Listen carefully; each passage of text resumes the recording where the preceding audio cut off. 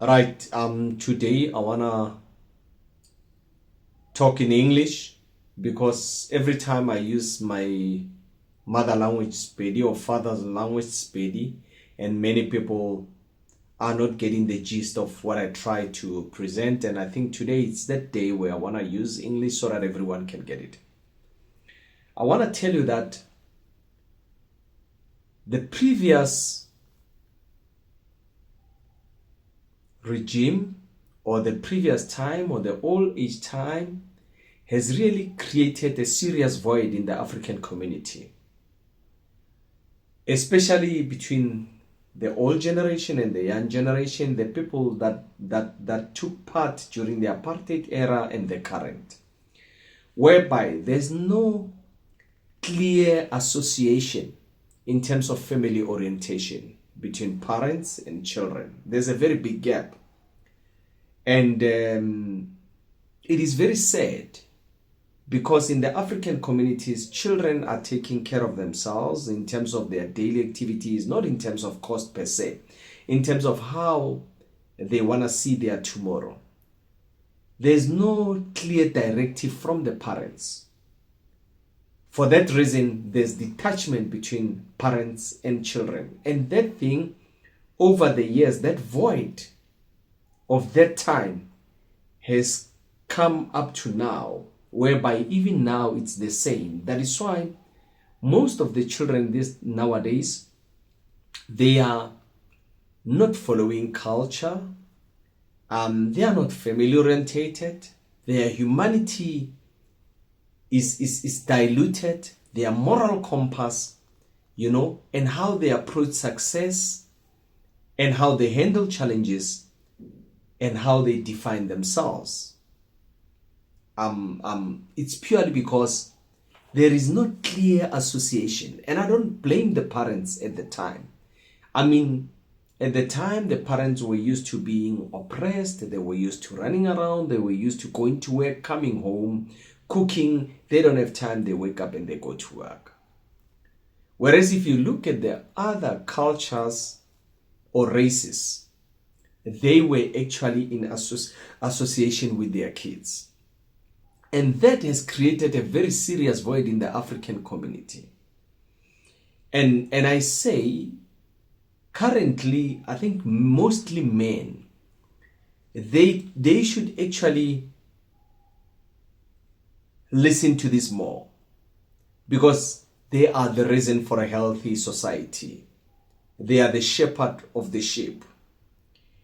And if a man raise a child or an individual correctly, definitely he's taking part in raising the community. And raising the community, he creates a better world.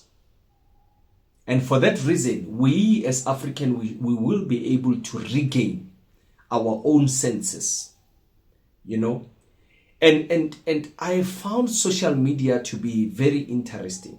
It comes handy because that's where one can actually collect the gospel and come up with social cohesion and adhesion and bridge the gap between the old and the young. Not necessarily entertaining them, but actually ensuring that they understand what better ways can be there for them to see life in a different narrative, so that they can be family orientated, they can regain their humanity, they can attach their moral compass and how to drive towards success, and actually how to handle challenges because they are always there, and how to define themselves and understanding who they are.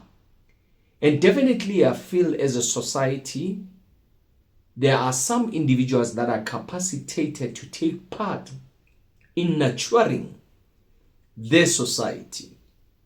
And it is very important that someone must start somewhere. Now, many a times, there are many individuals that can actually take part in encouraging, in advising, in supporting communities, but they tend to hold back in a sense of they feel that they are not meant to be out there. And I think that little contribution is very key.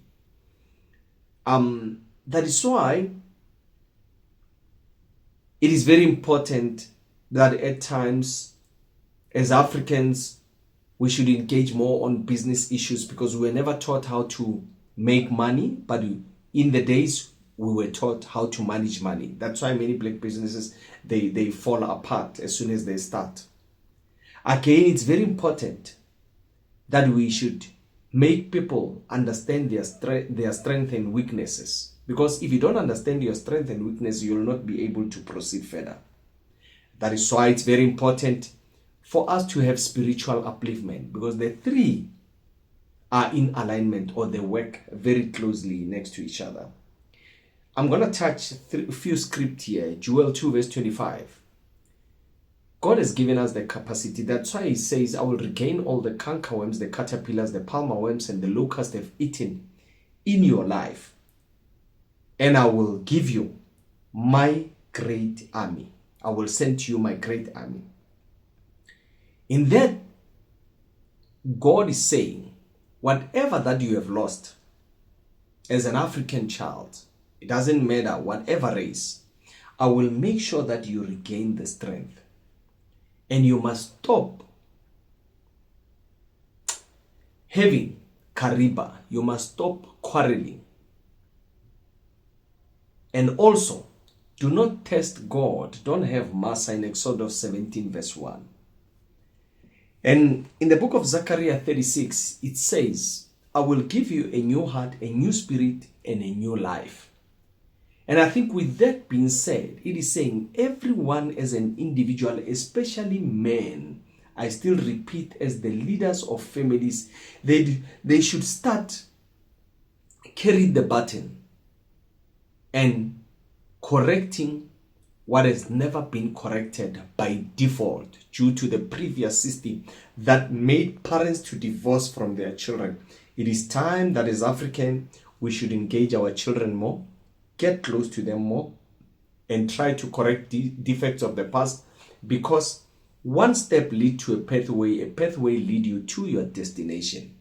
And that is just my quick talk to everyone that's listening.